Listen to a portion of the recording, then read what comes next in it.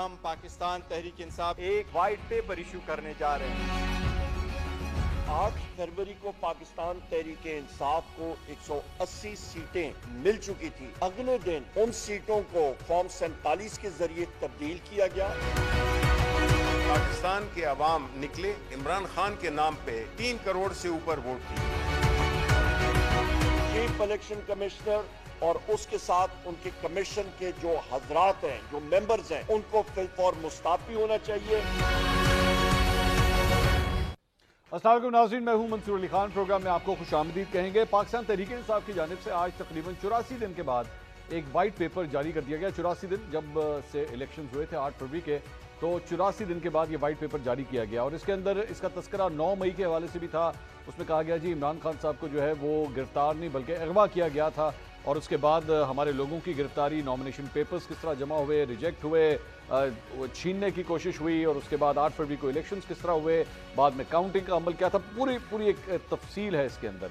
और जिसमें कहा गया कि जनाब बोगस केसेस जो हैं वो इमरान खान साहब के खिलाफ बनाए गए हैं, उसमें मुख्तलिफ केसेस का जो है वो जिक्र भी किया गया है। बड़ी तफसील से ये एक पूरी प्रेस कॉन्फ्रेंस जो है जारी की गई।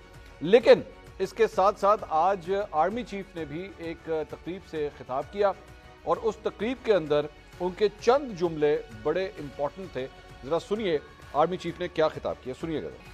Constitution of the Islamic Republic of Pakistan, White Article 19, has unambiguously drawn the limits to the freedom of expression and speech, which must not be misconstrued as freedom of expression of venom against others. Those who blatantly trample the same very constitution in one way or the other cannot and should not issue sermons to others for its adherence.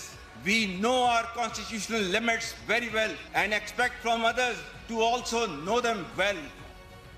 आपने army chief की गुफ्तगू ये सुनी। उन्होंने कहा कि आइन का आर्टिकल 19 आज़ादी इजहार राय के हवाले से हदूद मुतय्यन करता है। आइन में आज़ादी राय पर वाज़ेह क़ुयूद की पामाली करने वाले दूसरों पर उंगलियां नहीं उठा सकते। ये पैगाम किसके लिए था? ये कौन सी वो लॉबी है जो इसे रिसीव करेगी?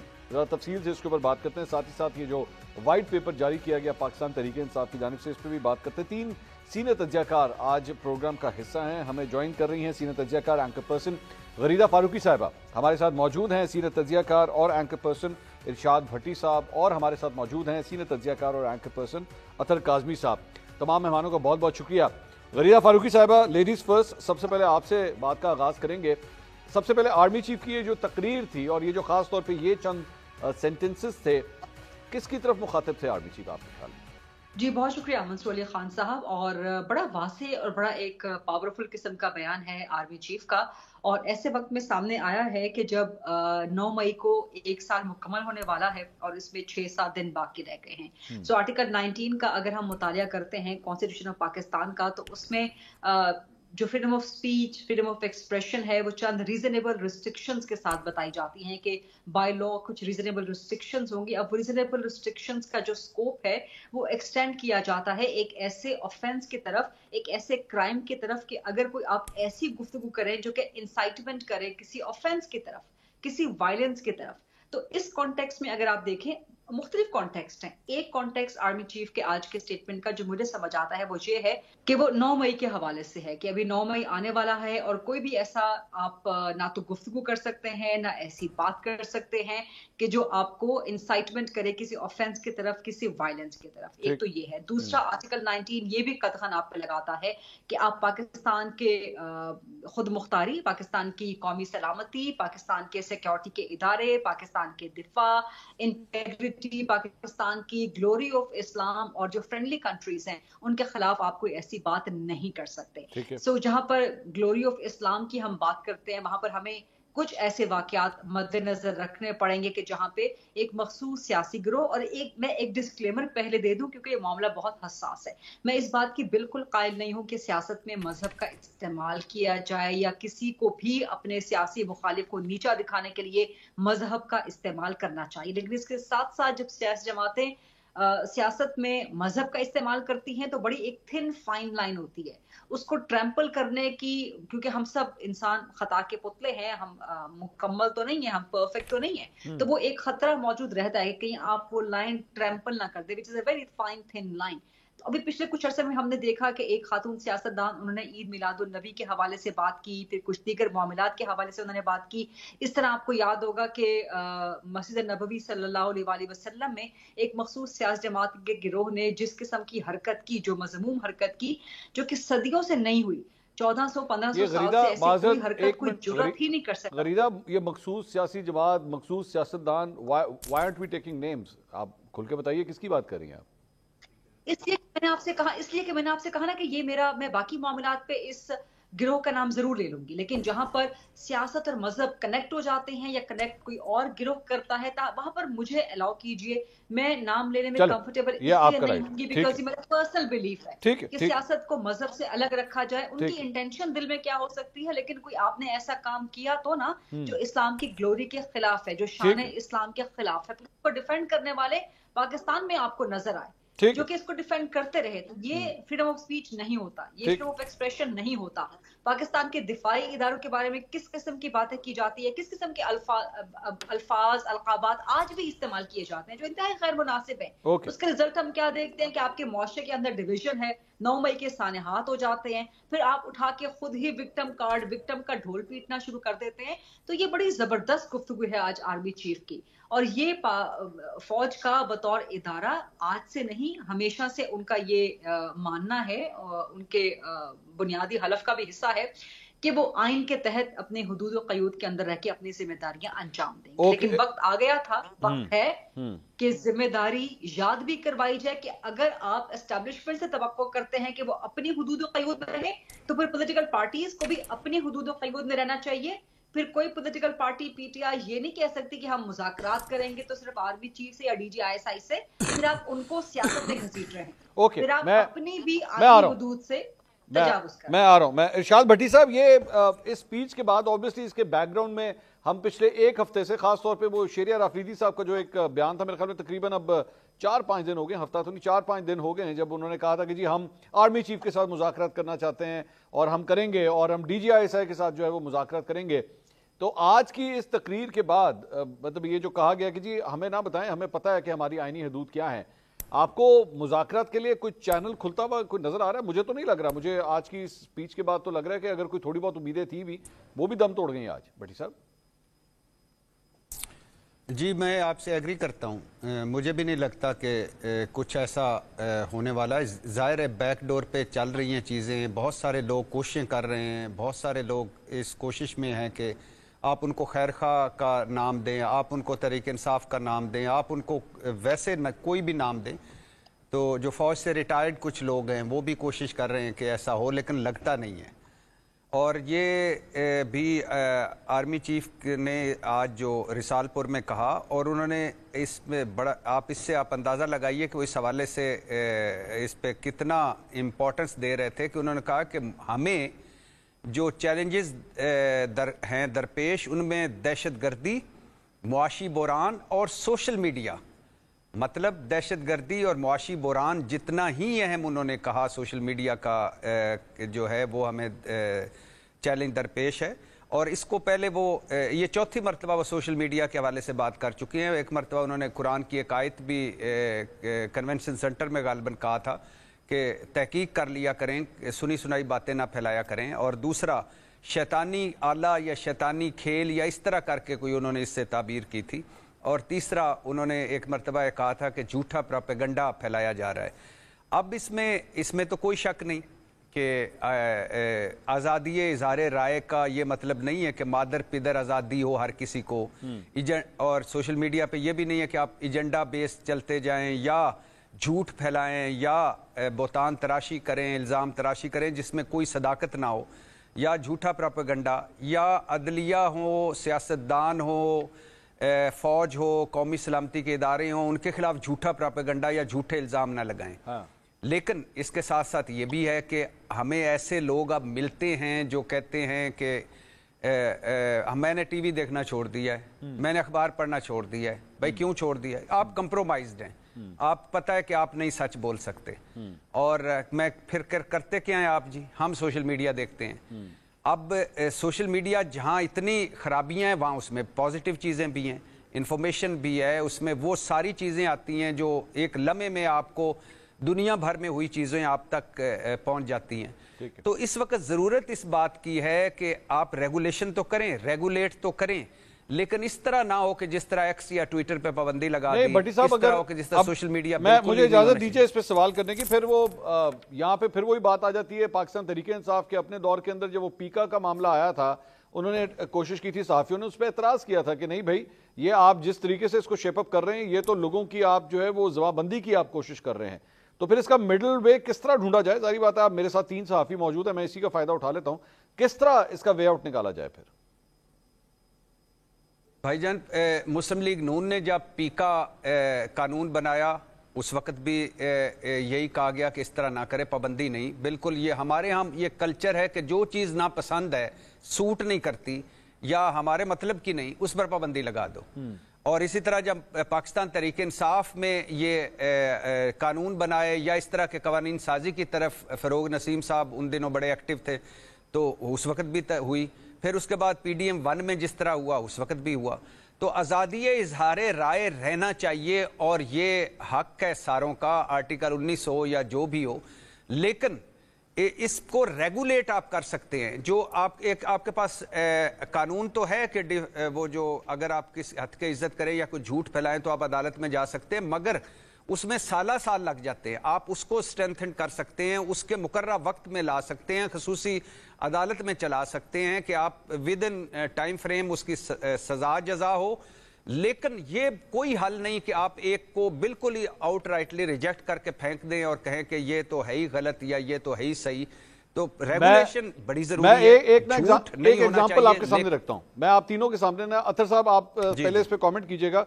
मैंने आज पाकिस्तान तहरीक इंसाफ के ऑफिशियल अकाउंट से ना एक ट्वीट देखी और उसके अंदर बेसिकली उन्होंने जो मौजूदा चेयरमैन नैब है, मौजूदा चेयरमैन नैब, उनकी तस्वीर लगाई हुई थी और उनको बुरा भला कहा हुआ था। सारी बात है, पाकिस्तान तहरीक इंसाफ की पोजीशन आजकल जो है वो चेयरमैन नैब हो गए या चीफ इलेक्शन कमिश्नर हो गए या चीफ जस्टिस हो गए, उनसे मुखालिफत में है, उनकी पोजीशन इस तरह की है। लेकिन उन्होंने जो चेयरमैन नैब की तस्वीर लगाई हुई थी वो उनकी उस वक्त की तस्वीर लगाई हुई थी जब वो जनरल हुआ करते थे, जब वो फौज में हुआ करते थे, तस्वीर यूनिफॉर्म वाली लगाई। ये होना चाहिए क्या? ये ठीक है ये स्टेप, या ये नहीं इस तरह होना चाहिए? अगर आपने टारगेट करना भी है, आप यूनिफॉर्म तस्वीर, उनकी पुरानी यूनिफॉर्म तस्वीर क्यों लगा रहे हैं? अतर साहब देखिए, चेयरमैन नैब का जो ओहदा है वो वैसे भी आईनी ओहदा है। अगर आप उनको टारगेट कर रहे हैं रिगार्डलेस कोई भी तस्वीर लगाई है, तो क्या वो मुनासिब है? ये बड़ा क्वेश्चन है। ये वही चेयरमैन नैब है, ये वही चेयरमैन है, ये का ओहदा है, या वही इदारा है जिसके हवाले से जरदारी साहब ने हामिद मीर साहब के प्रोग्राम में कहा था कि चेयरमैन नैब की क्या औकात है कि वो मुझे कुछ पूछे। मैं उसको धमकी नहीं दे रहा, मैं किसी और को दे रहा हूं। देखिए, ये जो सारी चीजें हैं ना, जो कुछ भी माशरे में हो रहा है, ये आपको कॉन्टेक्स्ट में देखना पड़ेगा। चाहे वो मोटरवे पे कोई खातून किसी के साथ बदतमीजी करे, चाहे किसी और जगह पे सोशल मीडिया पे कोई बंदा जो है ऐसी बात करे जो मुनासिब नहीं है, ये सारे सिम्टम्स हैं। और बीमारी क्या है? बीमारी ये है कि इक्तदार के ऐवानों में बैठे हुए लोग, ताकतवर लोग, आइन और कानून के ऊपर अमल दरामद करने के लिए तैयार नहीं है। जब आप खुद ही आइन और कानून तोड़ेंगे, हुकूमतें जिन्होंने इलेक्शंस करवाने थे वक्त पे, क्या उन्होंने इलेक्शंस करवाए? आइन और कानून में तो वाज़ेह था कि आपने 90 रोज में करवाने। जिस किस्म का निगरान सेटअप आया, आज निगरान सेटअप के लोग आपकी वफाकी हुकूमत में बैठे हुए, एक साहब जो है वज़ीर आला बने हुए खैबर उसमें बलोचिस्तान में, क्या ये आइन और कानून की रूह के मुताबिक है? तो भाई हम सोशल मीडिया पे तो तब जाएंगे ना कि जब हमारे मुल्क में बाकी जो सारी चीजें क्या वो आइन और कानून के मुताबिक हो रही हैं। तो आपको चीजों को पहराए में देखना पड़ेगा। हाँ, अब क्या ये चीज इंपॉर्टेंट है कि सोशल मीडिया पे झूठी खबरें आती हैं, कैंपेन्स चलती हैं, इदारों को टारगेट किया जाता है? बिल्कुल होता है ऐसा। क्या पाकिस्तान के इदारे कमजोर होंगे तो पाकिस्तान मजबूत होगा? कतन ऐसा नहीं हो सकता। सारे हमारे इदारे, चाहे अदलिया हो जाए या कोई और इदारा हो जाए, जो भी इसको टारगेट करता है वो कतन पाकिस्तान का दोस्त नहीं हो सकता। लेकिन इसमें हुकूमतों की क्या जिम्मेदारी? आज अता तारड़ साहब और वजीर कानून आजम नजीर तारड़ साहब ने एक प्रेस कॉन्फ्रेंस की, ठीक है, और वो डिजिटल राइट्स की उन्होंने बात की कि जनाब डिजिटल मीडिया पे ये होता है, हर किसी के राइट्स वहां पे हमने प्रोटेक्ट करने। अब ये एक जमहूरी हुकूमत है, ऐसे दौर से हम गुजर रहे हैं कि 76 दिन से इस मुल्क में एक्स की सर्विस, ट्विटर की सर्विस बंद है और वफाकी वुज़रा बैठ के कह रहे हैं कि हमने लोगों के डिजिटल राइट्स प्रोटेक्ट कर दें। भाई बुनियादी राइट तो डिजिटल प्लेटफॉर्म तक रसाई है, वो तो आपने बंद की भी है। ठीक है, अगर वहां पे कोई गलत हरकत करता है आप उसके खिलाफ एक्शन लें। हुकूमत पूरी हुकूमत, वजीर आजम, वजीर आला, वजीर दाखिला, वजीर खारजा, हर कोई ट्वीट कर रहा है, एक्स को यूज कर रहा है। अगर ये प्लेटफॉर्म इतना बुरा है तो हुकूमत क्यों यूज कर रही है? ये क्या शो करता है? ये शो ये करता है कि इसको हम बस अपने बयानिए के लिए यूज करेंगे। जो 25 करोड़ अवाम है वो भेड़ बकरियां हैं, वो आगे से हमें कोई जवाब ना दें, तो ऐसा तो नहीं होगा। अगर हुकूमत का कोई बयानिया है तो हुकूमत को लोगों ने वोट दिए हैं, जिन्होंने वोट दिए हैं वो हुकूमत से पूछेंगे कि भाई आप ये क्या कर रहे हैं, अब वो क्या कर रहे हैं। Having said that, I do believe कि इसमें आपको देखने की जरूरत है, और जो लोग इसमें ट्वीट्स करते हैं, जो लोग सोशल मीडिया यूज करते हैं, उनको भी अपने किरदार के ऊपर थोड़ी सी नजरसानी करने की जरूरत है। क्या आपकी हरकत से क्या आप सिर्फ तनकीद कर रहे हैं या आप किसी को नुकसान पहुंचा रहे हैं या टारगेट कर रहे हैं? तो उसमें अगर हुकूमत कोई समझती है कि रेगुलेशन हो सकती है तो वो जरूर लेके आए, सामने शेयर करे। लेकिन कानून यहाँ पे पहले भी मौजूद हैं। बात वही है कि जब तक नीयत ठीक नहीं होगी, और बुनियादी मकसद जो है वो ये होना चाहिए कि हर किसी के लिए फेयर लेवल प्लेइंग फील्ड। मैं जरा गरीदा इस पे हुक्मरानों के लिए, गरीदा आप इस पे भी जरा कुछ कमेंट करें कि जाहिर बात है यहाँ पे आसान हल है कि चूंकि हम बंदा नहीं पकड़ सकते, क्योंकि शायद हमारे पास कोई ऐसा मैकेनिज्म नहीं है, तो फिर आप एक पूरे प्लेटफॉर्म को ही बंद कर देते हैं। आप कहते हैं बस ठीक है इन्होंने हमारी नहीं सुनी तो फिर हम बंद कर देते हैं। तो फिर यहाँ पे आजादी इज़हार राय के साथ ये बैलेंस फिर किस तरह बनेगा बैठ के? नहीं, ब्लैंकेट बैन तो बिल्कुल भी आजादी इज़हार राय नहीं है, ये इसकी आजादी पे कदगन लगाने के मुतरादिफ है। ब्लैंकेट बैन नहीं होना चाहिए, एक्स को पाकिस्तान में खुलना चाहिए। रेगुलेशन, अच्छा रेगुलेशन के साथ जब आप रेगुलेशन को वर्ड पाकिस्तान जैसे मुल्क में इस्तेमाल करते हैं ना, जिसका पहले ही प्रेस फ्रीडम इंडेक्स या फ्रीडम ऑफ एक्सप्रेशन इंडेक्स बहुत नीचे है, कई उसमें काफी उसमें तनज़्ज़ुली है, तो वो रेगुलेशन के लफ्ज से हम सब बड़े जिटरी हो जाते हैं, हम सब के कान खड़े हो जाते हैं कि पता नहीं कोई मजीद न्यूज टाइटनिंग, कोई गर्दन दबोचने का मजीद मैकेनिज्म तो नहीं बन रहा। सो रेगुलेशन के बजाय मेरा ख्याल है कि हमें एक मोर सोफिस्टिकेटेड, मोर एक्सेप्टेबल टर्म, और टर्म के साथ साथ हमें कॉन्सेप्ट के साथ सामने आना पड़ेगा। या तो अगर आपने रेगुलेशन का लफ्ज इस्तेमाल भी करना है तो आप पाकिस्तान के अवाम को एतमाद मिले कि इस रेगुलेशन के पीछे कोई डिक्टेटरशिप नहीं है, किसी की न्यूज टाइटनिंग नहीं है, किसी का गला बंद करना, किसी की आवाज बंद करना। यहाँ पे गरीदा प्रॉब्लम यहाँ पे मुझे एक, सॉरी मैं इंटरसेप्ट कर रहा हूँ, यहाँ पे प्रॉब्लम ये है कि अगर आप सर्कमस्टेंशियल एविडेंस देखें या पाकिस्तान का माजी देखें तो प्रॉब्लम यह है कि लॉज को किस तरह इस्तेमाल किया जाता है, जिसकी वजह से ट्रैक रिकॉर्ड बड़ा खराब है। चाहे वो सहाफियों के हवाले से हो, एंकर पर्सन्स के हवाले से हो, उनको ऑफर करने के हवाले से हो, नौकरियों से निकालने के हवाले से हो, या फिर लॉज को लोगों को उठाने और अरेस्ट करने के हवाले से हो। जिस तरह अभी हमने इलेक्शन से पहले भी देखा लोगों को किस तरह उठा के गिरफ्तार किया गया, और उसके बाद उनको वहां से कोर्ट से रिलीफ मिलता था, उनको फिर गिरफ्तार कर लिया जाता था, एक और केस में गिरफ्तार कर लिया जाता था। सर्कमस्टेंशियल एविडेंस जब इतना खराब है तो उसके अंदर अगर आप कोई और मजीद सख्त लॉ ले आएंगे तो वो किस तरह इस्तेमाल किया जाएगा, डर इस बात का है।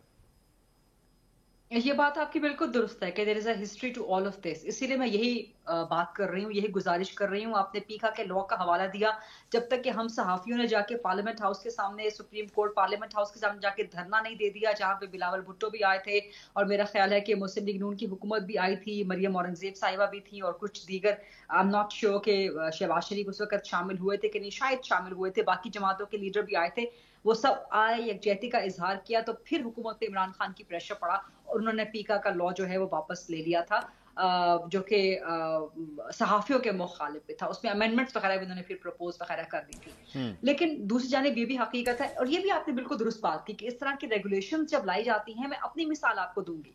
इमरान खान की हुकूमत में 2018 से ऑनवर्ड मैं मुख्तलिफ इदारों में काम कर रही थी, जर्नलिस्ट ऑर्गेनाइजेशंस में काम कर रही थी, मेरे इदारों पे दबाव डाला जाता था, मुझ पे दबाव डाला जाता था डायरेक्टली एंड इनडायरेक्टली कि आप फलां ट्वीट ना करें, आप फलां ट्वीट डिलीट कर दें, आप फलां ट्वीट के बारे में ये कर दें, आप वो कर दें। हुकूमत की तरफ से हुकूमत के वजीर इसमें मुलव्विस होते थे, तो ये प्रेशर डाला जाता था। इस हद तक प्रेशर था इमरान खान की हुकूमत, और ये बहुत मामूली सी मिसाल मैं आपको दे रही हूँ।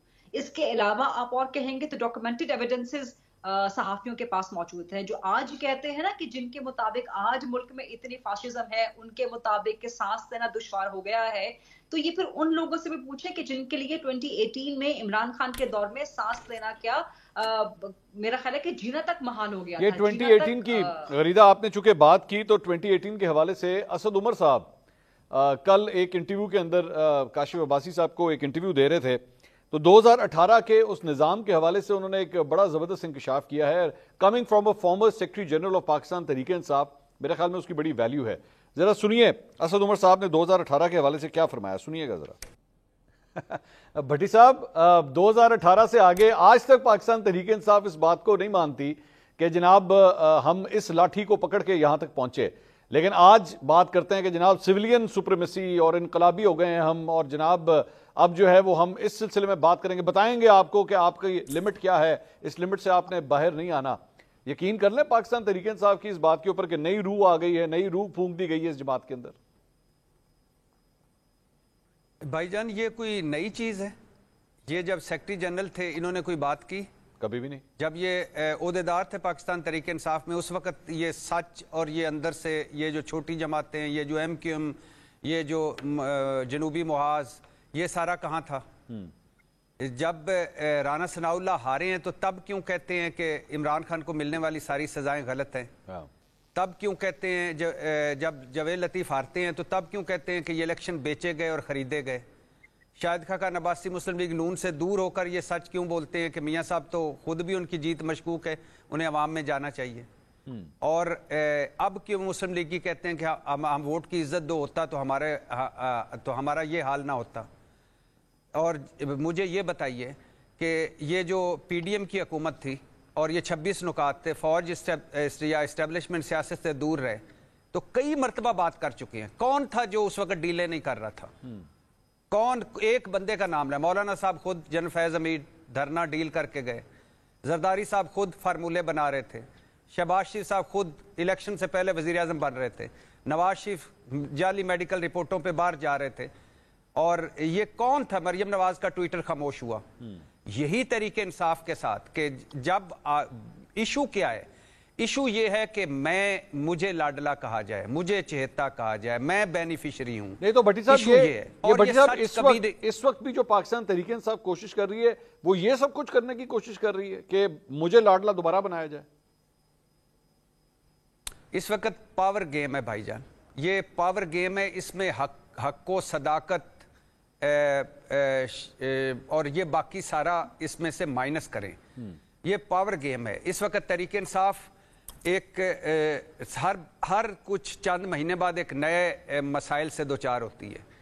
आज तहरीक इंसाफ आज जो उन्होंने वाइट पेपर जारी किया है, ये अब तहरीक इंसाफ का के साथ क्या कुछ नहीं हो सका, इसमें कोई शक नहीं है कि पिछले 76 सालों में कोई इलेक्शन भी फेयर नहीं हुआ। 70 के बारे में कहा जाता है, लेकिन उसमें भी मुल्क टूट गया जब मैंडेट नहीं माना।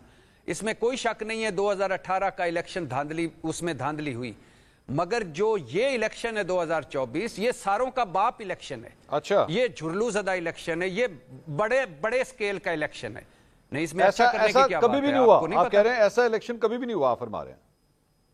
आप एक मिनट सिर्फ दीजिए, मुझे बताएं। चलो मैं ये तो नहीं, ये छोड़ दीजिए भाई किसी पार्टी का चेयरमैन, वाइस चेयरमैन और सदर अंदर हैं। हाँ। चलो आप कहेंगे 2018 में नवाज शरीफ और मरीम नवाज अंदर थे। मुझे ये बताएं कि कोई ऐसा इलेक्शन जिसमें मुल्क की एक बड़ी जमात इंतखाबी सिंबल के बगैर उतरी हो, कोई ऐसा इलेक्शन जिसमें मुल्क की एक बड़ी जमात को कॉर्नर मीटिंग तक की इजाजत ना हो, ठीक है, कोई ऐसा इलेक्शन जिसमें उम्मीदवार पकड़े जा रहे हो, तजवीज कुनिंदे पकड़े जा रहे हो, ताईद कुनिंदे पकड़े जा रहे हो, और पार्टी वर्कर तक उनके घरों में छापे पड़ रहे हो, कोई ऐसा इलेक्शन जिसमें सारे मुल्क की जमातें मुत्तफिक हों, तमाम जीतने वाले हारने वाले की ये धांधली ज़दा इलेक्शन है, कोई ऐसा इलेक्शन जिसमें पीर पगाड़ा 1, मौलाना साहब 2, एमल वली खान 3, महमूद खान अचकजई 4, जवेद लतीफ 5, इमरान खान को छठे पे रख लें और बाकी सारों को जो कह रहे हो इलेक्शन बेचा गया, खरीदा गया। कोई ऐसा इलेक्शन जिसमें कौमी असम्बली में खड़े होकर कोई एक सियासतदान कह रहा हो कि इस बार इलेक्शन धांधली नहीं हुई, असम्बलियां बेची गई हैं, जमहूरियत बेची गई है। कोई ऐसा इलेक्शन जिसमें जीतने वाला कह रहा हो, कोई मुझे बता दें कि मैं नहीं जीता, कोई और जीता है। कोई ऐसा इलेक्शन जिसमें हारने वाला कह रहा हो कि मुझे अपनी हार कबूल है, मगर जो जीता है वो असली नहीं जीता, वो दूसरा जीता है। और कोई ऐसा इलेक्शन मुझे बता दें जिसमें हारने वालों ने कहा हो कि हमें ऑफर्स हुई कि आपको जितवा देते हैं, लेकिन हमने कहा हम इस जमीर के बोझ के साथ असेंबली में नहीं जाना चाहते। ठीक है, तो ये सारा कुछ कभी नहीं हुआ। और दूसरी बात है कि ये कभी भी नहीं देखा गया। हाँ, ये बाकी सारा है कि उसमें इतनी धांधली, उसमें इतनी धांधली, उसमें इतनी धांधली, लेकिन ये तो बहुत बड़े स्केल पे, इसको उनसे कंपेयर करना तो बनता ही नहीं, कंपैरिजन ही कोई नहीं बनता आपकी नजर। मैं एक ब्रेक ले लूं, ब्रेक के बाद यही सवाल जो है वो अतर साहब के सामने और गरीदा साहिबा के सामने भी रखेंगे कि क्या, जिस तरह उन्होंने कहा जी ये 2024 का इलेक्शंस का बाप था, तो क्या ऐसा ही था? बात करते हैं ब्रेक के बाद। प्लीज स्टे विद अस।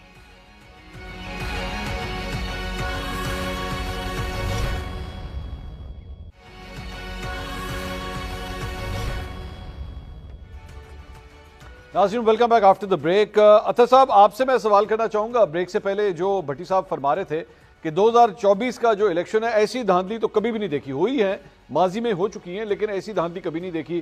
पाकिस्तान तहरीक-ए-इंसाफ ने अपना वाइट पेपर भी निकाल दिया इलेक्शन ट्रिब्यूनल्स के अंदर। वो उस वाइट पेपर के मुताबिक 70 से जायद इनकी दरख्वास्तें हैं जो इलेक्शन ट्रिब्यूनल्स के अंदर भी गई हुई हैं। इसके बारे में कुछ होगा, कुछ लगता है, कुछ नजर आ रहा है, कोई ऐसी इंडिकेशन नजर आ रही है? क्योंकि ये आज फरमा रहे थे कि हमारे 160 से भी ज्यादा नशिस्तें हमारी बनती हैं। कोई टर्न अराउंड आपको नजर आता है इस सिलसिले में अतर साहब? नहीं, मुझे नहीं लगता कि कोई शॉर्ट टर्म में कोई इसमें कोई तब्दीली आएगी या अचानक ट्रिब्यूनल्स को इस तरह के फैसले देना शुरू हो जाएंगे।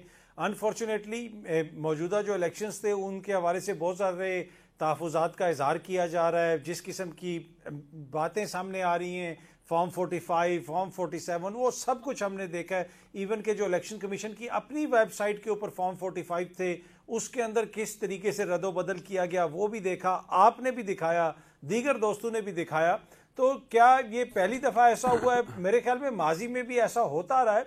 इस दफा सिचुएशन थोड़ी सी डिफरेंट है। माजी में प्री पोल रिगिंग होती थी, इलेक्शन से पहले लोगों को मैनेज किया जाता था, कोई इत्तेहाद बनाए जाते थे, लेकिन इस दफा कोई एक्सपेक्ट नहीं कर रहा था।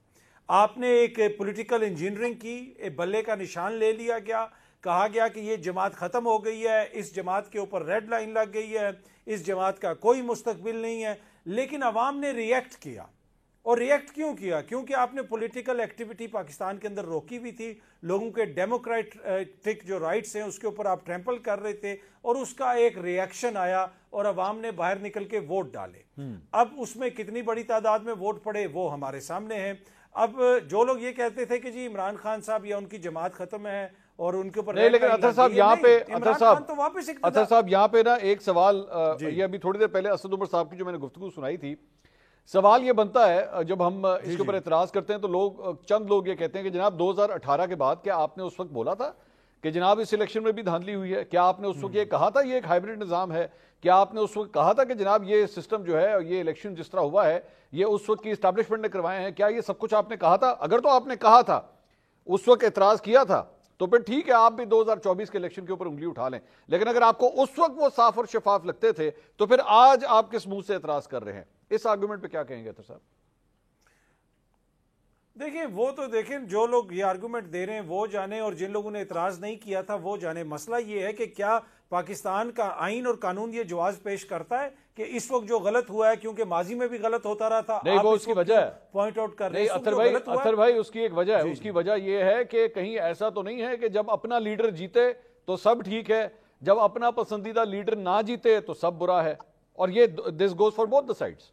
बिल्कुल बिल्कुल, इसमें आप कह सकते हैं। बिल्कुल, आज असद उमर साहब कह रहे हैं, माजी में वो कह देते, जिस दिन असद उमर साहब की हुकूमत का खात्मा हुआ था और उन्होंने किसको मैसेज किया था कि बहुत शुक्रिया, अगर आप ना होते तो मैं तो वापस काबीना में भी नहीं आ सकता था, तो असद उमर साहब उस वक्त बता देते तो ज्यादा बेहतर था। इशू ये है कि जब वक्त गुजर जाता है उसके बाद बहुत सारी चीजें याद आती हैं। लेकिन मेरा मसला सियासी जमातें नहीं है। अब जो कुछ हो रहा है, ये बात मियां साहब से, जरदारी साहब से और इमरान खान साहब से बहुत आगे निकल चुकी है। अच्छा, इसी मुल्क के अंदर ये पॉपुलर नैरेटिव था कि जनाब इदारे सोशल मीडिया कंट्रोल करते हैं, खुदा ना खास्ता उन्होंने कोई टीमें बनाई हुई हैं, वो सियासतदानों को टारगेट करते हैं, वो सहाफियों को टारगेट करते हैं। ये बिल्कुल एक फॉल्स नैरेटिव था। ये और मैं उस वक्त कहता था कि आप अच्छा। सोशल मीडिया को, बिल्कुल फॉल्स नैरेटिव। मतलब वो false narrative कोई है। ऐसी इदारे तो अभी भी व्हाट्सएप के इधर ऊपर हैं। टीमें कोई नहीं बनी हुई थी सियासी जमातों की या इदारों की जानिब से, वो 5th जनरेशन वगैरह कोई ऐसा कोई चक्कर ही कोई नहीं था। होगा जनाब, पर आप सोशल मीडिया कंट्रोल नहीं कर सकते। आप अपनी अना की तस्कीन कर सकते हैं, लेकिन आप कंट्रोल नहीं कर सकते। अभी भी तो देखे ना, अभी भी तो इदारे भी इधर हैं, सियासी जमातें भी इधर हैं। क्या आवाम किसी की बात सुन रही है? कहने का मकसद ये है कि जब तक आप प्रॉब्लम की जड़ को नहीं समझेंगे, प्रॉब्लम की जड़ सोशल मीडिया या कोई और सियासी जमात या अवाम नहीं है। प्रॉब्लम की जड़ ये है कि हमने इस मुल्क में आइन और कानून को अपने घर की बांदी बना दिया है। जो हमें सूट करता है वहां पे हम आइन की बात करते हैं, जब सूट नहीं करता वहां पे हम नहीं करते। मैं बात कर रहा हूं हुक्मरानों की, ताकतवर लोगों की। ठीक है गरीदा, जब वो आइन और कानून पे अमल दरामद करेंगे, मसाइल हल हो जाएंगे। गरीदा, आपने ये गुफ्तगू सुनी अतर साहब की, आपने इरशाद भट्टी साहब की भी गुफ्तगू सुनी। एक तो उन्होंने कहा कि जनाब जो धांधली इधर हुई है 2024 में वो आज तक कभी तारीख में नहीं देखी गई। इस पे भी कमेंट कर दीजिएगा। और दूसरा, अतर साहब ये कह रहे हैं कि ये कहा जा रहा था कि जनाब ये सोशल मीडिया को जो है ये कोई इदारों की टीमें हैं, कोई ऐसे ग्रुप बने हुए हैं जो इसको ड्राइव करते हैं। तो नहीं है, ऐसा नहीं था, वो ऑर्गेनिक था जो कुछ भी था। अगर वो उस वक्त होता तो फिर आज भी करवा लेते, आज पीटीआई के खिलाफ या इमरान खान के खिलाफ करवा लेते। नहीं हो सकता, वो ऑर्गेनिक है जो कुछ भी है। मंसूर खान साहब, मैं इस डिबेट पे जरा कमेंट करना चाहूंगी। एक तो ये जो कहा जाता है ना कि 2024 के इलेक्शन में जो हुआ ये सबका बाप था, मेरा ख्याल है कि इस किस्म के लोग, क्योंकि ये एक मखसूस सियासी जमात का बयानिया है, और उस मखसूस सियासी जमात, अब आप कहेंगे कि मखसूस नाम क्यों नहीं लेते, पाकिस्तान तहरीक इंसाफ की बात कर लेते हैं जी। पाकिस्तान तहरीक इंसाफ का ये बयानिया है और उनका एक इतना जबरदस्त किस्म का नैरेटिव बिल्डिंग, एक हैमरिंग का इफेक्ट है, एक हेलो इफेक्ट इसको कहते हैं साइकोलॉजी की जबान में, कि आप किसी शख्स की एक अच्छाई को देख के उसकी सारी खामियां जो है ना आपको बिल्कुल नजरअंदाज कर देते हैं, आप इग्नोर कर देते हैं और आप उसके ऐसे गर्विदा हो जाते हैं, आप उसके ऐसी अकीदतमंद हो जाते हैं कि आपको फिर कुछ नजर नहीं आता। तो मेरा ख्याल है कि जो ये लोग बात करते हैं ना, जो ये बयानियां बनाते हैं कि 2024 से पहले या 2022 से पहले शायद नेपाल गए हुए थे, शायद ये वहां पे रहते थे।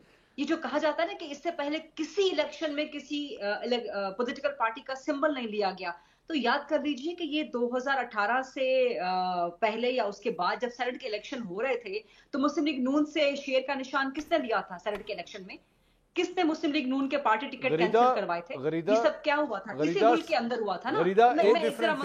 अपना आर्गुमेंट नहीं, मैं सिर्फ मुझे करेक्ट कीजिएगा, मेरी नॉलेज शायद कम है।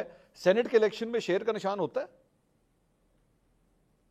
पार्टी टिकट होता है ना, पार्टी टिकट एलोकेट हुआ था ना। अच्छा, तो उन्होंने कहा था जी आप पार्टी टिकट पे, पार्टी के सिंबल पे, तो पार्टी के टिकट के ऊपर शेर का निशान बना होता है ना। अच्छा, तो आपने कहा कि जी वो नहीं ले सकते। इसी मुल्क में हुआ ना, इसी पाकिस्तान में हुआ।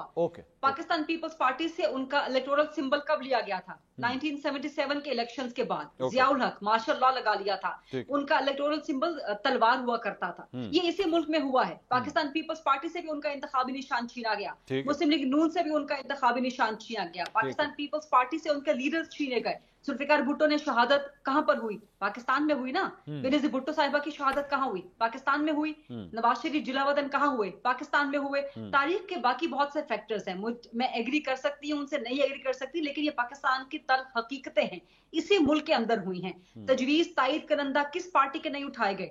2018 के इलेक्शंस में क्या हुआ? पकड़ के उनके जो सेकेंडर्स थे और जो बाकी उनके लोग थे सबको अंदर बंद किया गया। लोगों से उनके नॉमिनेशन पेपर्स 2018 में भी छीने गए थे। हमारी जो कौमी यादाश्त है ना वो इतनी मुख्तसर है, इतनी छोटी है, सिर्फ चंद महीने या एक साल पुरानी हम लोग महदूद होकर रह जाते हैं। नहीं, लेकिन गरीदा, आप गरीदा 2024 में भी हुआ ये सब कुछ के नहीं हुआ, हम ये तो एक्सेप्ट कर रहे हैं ना। मैं ये नहीं कह रही कि 2024 में ये नहीं हुआ, लेकिन मैं ये कह रही हूँ कि ये बयानियां मत बनाएं कि 2024 से पहले तो कुछ नहीं हुआ। मैं आगे जवाब दूं। के इलेक्शंस में तो कुछ नहीं हुआ, या 2024 का इलेक्शन सबका बाप था, ऐसा नहीं हुआ। यहाँ पर इलेक्शंस के बाद मार्शल लॉ वगैरह भी लगे हैं। कौन था जो कहता था कि जी अंपायर की उंगली उठने वाली है? किसने धरना दे के रखा हुआ था? कौन था उस वक्त उसके पीछे? एस्टैब्लिशमेंट थी। कौन मुंतखब हुकूमतें गिरवाना चाह रहा था? आज आपको सियासी मैंडेट, आज आपको अवाम का मैंडेट याद आ गया है। आपके मुखालिफ के पास अवाम का मैंडेट नहीं होता। आप कहते हैं जी 25 करोड़ अवाम, खुदा का खौफ करे। 12 करोड़ रजिस्टर्ड वोटर है पूरा पाकिस्तान में, जिसमें से 6 करोड़ ने अपना वोटिंग का हक इस्तेमाल किया। मैं जवाब ले लूं जी, मैं आगे गरीदा टाइम मेरे पास मैं अगर आर्गुमेंट मुकम्मल कर लूं, सिर्फ एक लास्ट सेंटेंस। इमरान खान उनकी मैं खुद भी तकलीद करूंगी, मैं खुद भी कहूंगी कि जी वाह वाह खान साहब, बड़ी जबरदस्त बात। अगर वो अवाम के सामने माफी मांगे कि 2018 के बाद और 2018 से पहले वो जिस तरह एस्टैब्लिशमेंट के हाथों में खेलते रहे वो गलत था।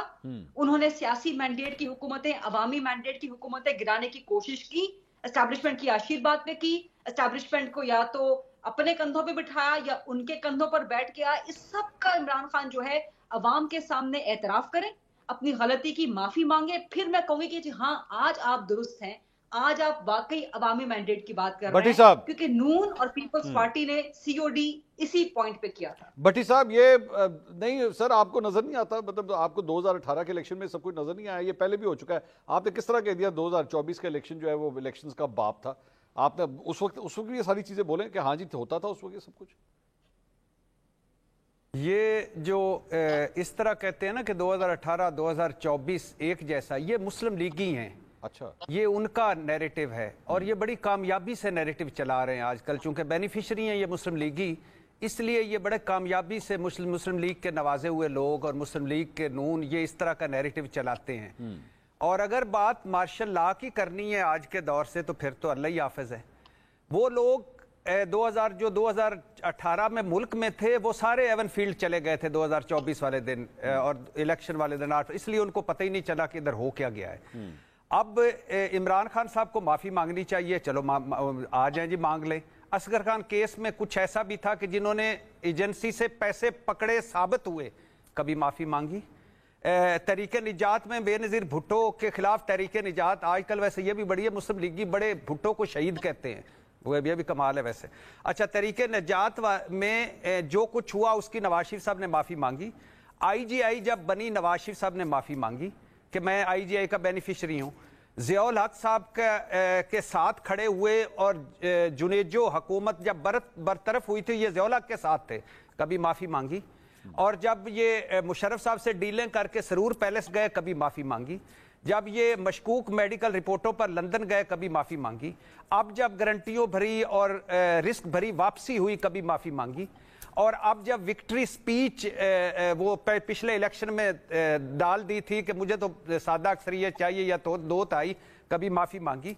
ये जो मेमो गेट में यूसुफ रज़ा गिलानी के खिलाफ चले गए थे, कभी माफ़ी मांगी? ये जो डॉन लीक्स की थी, कभी माफ़ी मांगी? ये जो मैं डिक्टेशन नहीं लूँगा और फिर सारी डिक्टेशन ली, कभी माफ़ी मांगी? और ये जो इस इलेक्शन में पता था अपनी सीट मशकूक है, उस सीट पर आकर असेंबली में बैठे, कोई माफी का कोई कॉन्सेप्ट? और ये ऑन चौधरी ड्रग सप्लायर था इमरान खान का, इसको वोट दिए, कभी माफी मांगी? आसफ अली जरदारी के पेट चीरने थे, उसको सदर बनाया, कभी माफी मांगी? भट्टी साहब एक मिनट, आपने ऑन चौधरी के ऊपर आप इल्जाम ना लगाएं इस तरह। ये किसी ने कोट किया होगा, आप तो डायरेक्टली मेरे प्रोग्राम को भी फंसवाएंगे, ये आप डायरेक्टली इल्जाम लगा रहे हैं उनके ऊपर। नहीं सर, मैं ये ना मैं नहीं लगा रहा। आज के हमारे इंफॉर्मेशन मिनिस्टर अता तारड़ साहब ने इस पे गुफ्तगू फरमाई है, मुस्लिम लीग की बात कर रहा हूं, इस तरह वो कहते होते थे और फिर वोट दिए, कभी माफी मांगी? सदर जरदारी साहब के इन्होंने पेट चीरने थे, कभी माफी मांगी? बेनजीर भुट्टो से आखिरी बात यार क्या याद आ गई, नवाबजादा नसरुल्लाह खान सुन लीजिए। नवाबजादा नसरुल्लाह खान साहबा के पास अल्लाह उनकी मगफरत करे, बख्शिश फरमाए, बहुत अच्छी खातून थी, कुलसूम नवाज साहबा गई कि नवाज शरीफ अंदर है, और इस वक्त अगर बेनज़ीर भुट्टो और नवाज शरीफ साहब इकट्ठे मिलकर तहरीक चलाएं तो ये मुशर्रफ कमज़ोर हो सकता है। वो पहुंचे, मान गए और गए दुबई, बेनज़ीर भुट्टो को राज़ी किया, ARD बनी।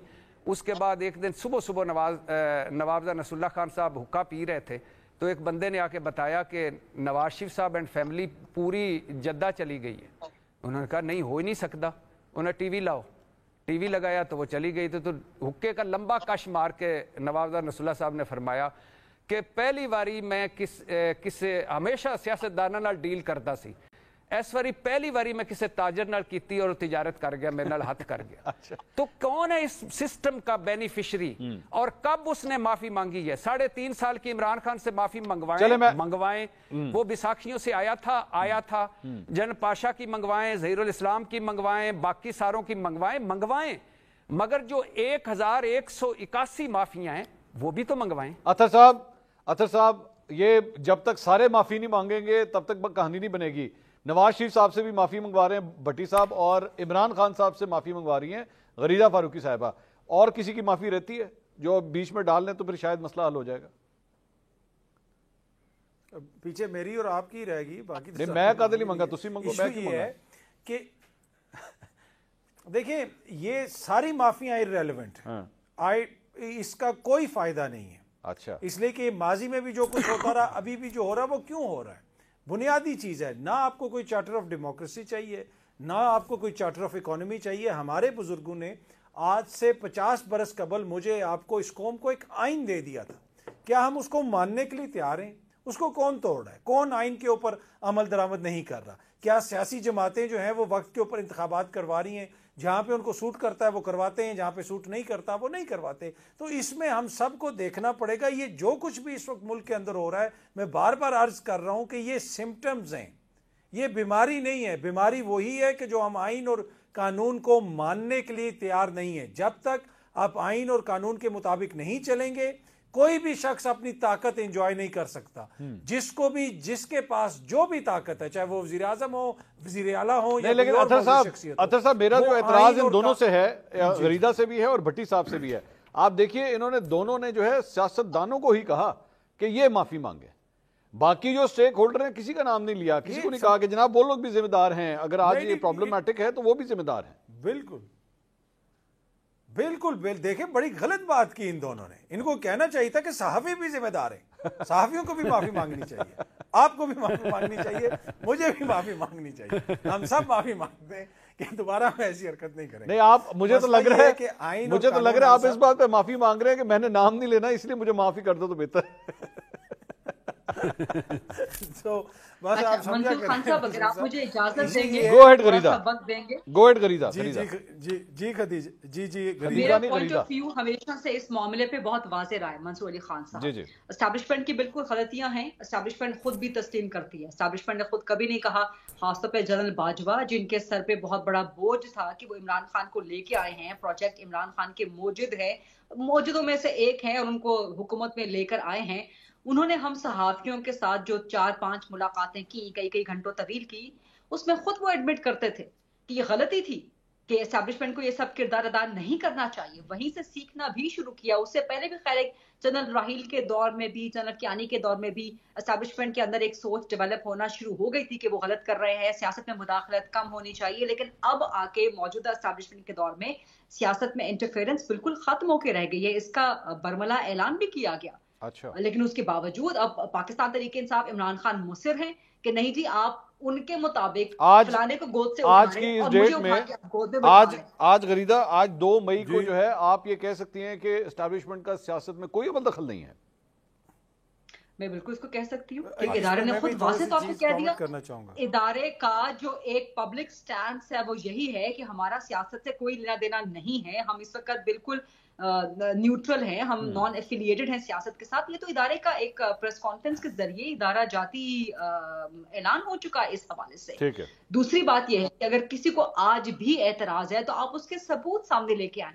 माजी का सर्कमस्टेंशियल एविडेंस हो, माजी के सबूत हो, सब सामने हैं। मुस्लिम लीग नून, पाकिस्तान पीपल्स पार्टी, पीटीआई के मुताबिक ये रांदाए दरगाह है ना, ये तो चोर हैं, ये तो लुटेरे हैं। इमरान खान के मुताबिक, पाकिस्तान तहरीक इंसाफ के मुताबिक ये तो है ही निकम्मे। इमरान खान के मुताबिक, पीटीआई के मुताबिक असल जो पवित्र पार्टी है, जो बिल्कुल हलाल पार्टी है, जो बिल्कुल कोशर पार्टी है, वो तो पाकिस्तान तहरीक इंसाफ की है, वो तो इमरान खान की है ना। तो उनको तो कहीं ना कहीं कोर्स ऑफ हिस्ट्री ठीक करना पड़ेगा ना। उनको तो आगे बढ़ के एक आला जरफी का मुजाहरा करना पड़ेगा। उनको तो मानना पड़ेगा कि हमने ये गलतियां की, हम एस्टैब्लिशमेंट के कंधों पे चढ़ के आए, हम उनकी गोद में बैठ के आए।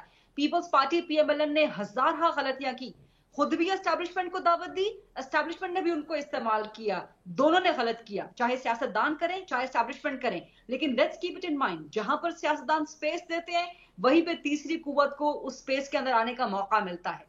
अगर आप इलेक्शंस नहीं करवाएंगे, वक्त पे नहीं करवाएंगे, लोकल गवर्नमेंट इलेक्शन करवाने से आपको एस्टैब्लिशमेंट नहीं रोकती। गरीदा, लेकिन भट्टी साहब का पॉइंट ये था कि आप माफिया इमरान खान से मंगवा रही हैं, आप माफिया नवाज शरीफ से भी तो मंगवाए ना, कि उन्होंने माजी में जो रोल अदा किया। ये बात तो हमेशा से नेशनल डायलॉग का हिस्सा रही है कि एक ट्रूथ एंड रिकंसिलिएशन कमीशन होना चाहिए, लेकिन थोड़ा सा उससे आगे बढ़े। रियलिस्टिकली स्पीकिंग, तो चार्टर ऑफ डेमोक्रेसी था, वो क्या था? Realistically speaking Peoples Party PMLN के दरमियान यही एहसास से एक सेंस ऑफ गिल्ट था ना, एहसास जिम्मेदारी, एक एहसास जिम्मेदारी था, एक सेंस ऑफ गिल्ट था आपका कि हमने गलतियां की हैं माजी में। और उन्होंने उसमें लिखा था कि आइंदा हम किसी भी तीसरी कुव्वत को मुदाखलत का मौका नहीं देंगे। लेकिन दिया, फिर क्या हुआ? इमरान खान तीसरी कुव्वत के तौर पे लॉन्च कर दिए गए एस्टैब्लिशमेंट की जानिब से। इमरान खान ने कहा कि जी बिल्कुल मैं हाजिर हूं आपके लिए, मुझे आप इस्तेमाल करें मुस्लिम लीग नून और पीपल्स पार्टी के खिलाफ।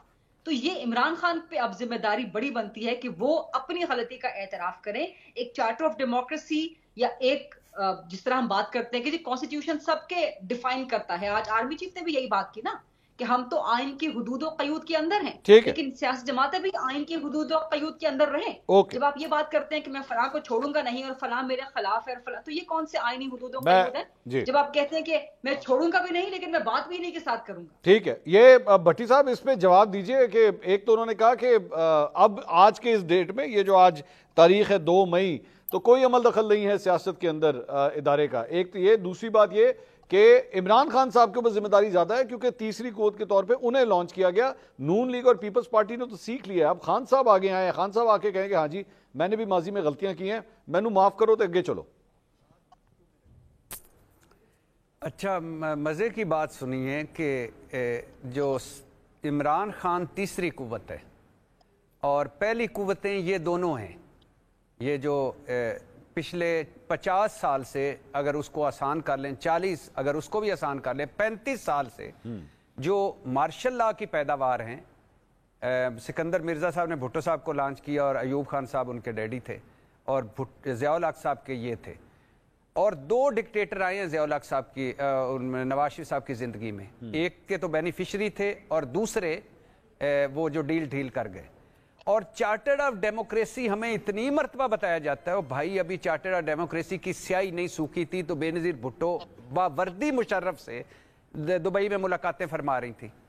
और इधर जब 12 मरतबा चौधरी निसार और शहबाज शरीफ साहब रातों को जाते थे, मिलते थे असम्बली में, नवाज शरीफ साहब से पूछा गया तो उन्होंने कहा मैनू तो नहीं पता।